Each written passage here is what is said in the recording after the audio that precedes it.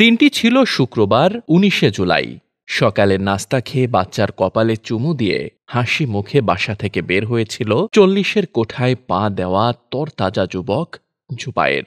উদ্দেশ্য ছাত্রদের আন্দোলনে শরিক হয়ে দাবি আদায় ও সরকারের পতন ঘটানো।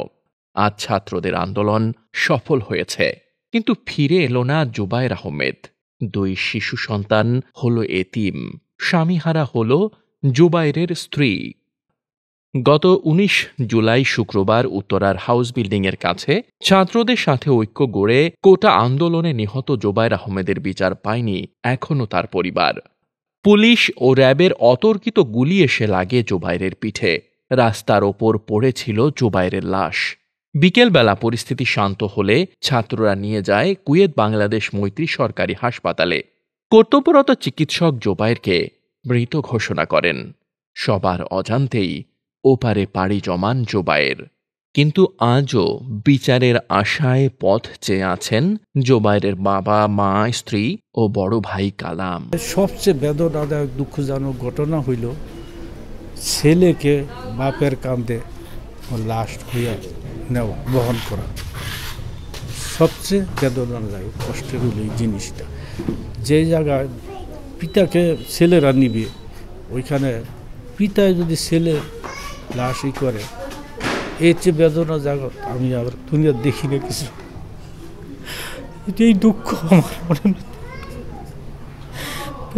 একটা দুঃখ পাইলাম জীবনে। আল্লাহ তিনজনে দেখছ, সাক্ষী আল্লাহ, তুই ন্যায় বিচারটা করিস আল্লাহ। কারণ আমি এক বাপের এক ছেলে, আমার শক্তি নাই কারো কিছু করার। কেউ বলতে পারবো না একটা চর দিছে কারো কোনো ঝগড়া করছি, গালাগালি করছি, ই করছি। আজকে আমার ছেলে এই অবস্থায় চলে গেল। আমরা তো দেখি না রে বাবা, কে মারছে। আজকে ২৫-২৬ দিন হয়ে গেছে। এই যে পাখি উড়ে গেল, ফিরে তারাই না রে বাবা। ও বাপরে বাপ, কি আমগো কথা হইল সুস্থ বিচার চাই। এক আল্লাহ দেখছে, আমরা দেখি নাই, শুনি নাই, জানি না, কি কইতাম। বছরের সামনে তো ভুলে না। পরশু দিন রাত করে সন্ধ্যা হয়েছে, ছেলে বাসায় আইব।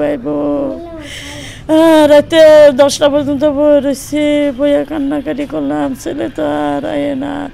ছেলে তো তোর তাজা ছেলে, সামনে দিয়ে ঘুরতো গাতো। ওই যে ছেলে দুইটা লইয়া ওখানে ব্যাট খেলতে হইতে আসে না, পড়ে না রে বাবা। ছেলে এটা কি পড়তে যায়, মনেতে পড়ে, সারাক্ষণ মনে পড়ে, মনেতে যায় না।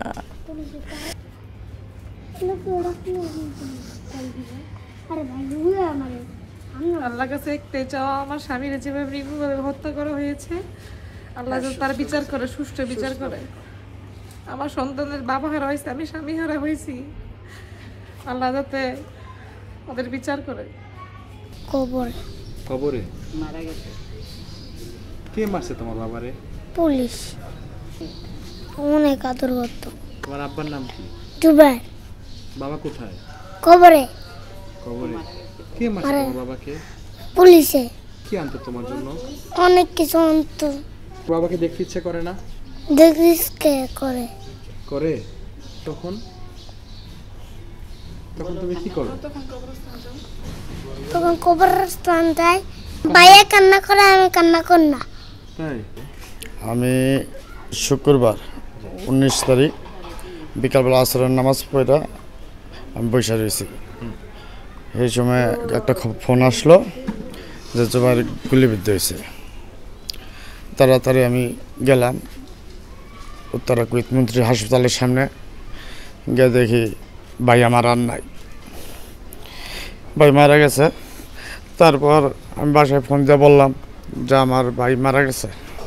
তারপরে জানাইলাম, জানার পরে লাশ আনলাম, গিয়ে দেখি রক্তে বন্যা। এই আওয়ামী লীগ, সন্ত্রাসী লীগ, পুলিশ লীগ, তারা আমার ভাইকে গুলি করে হত্যা করেছে।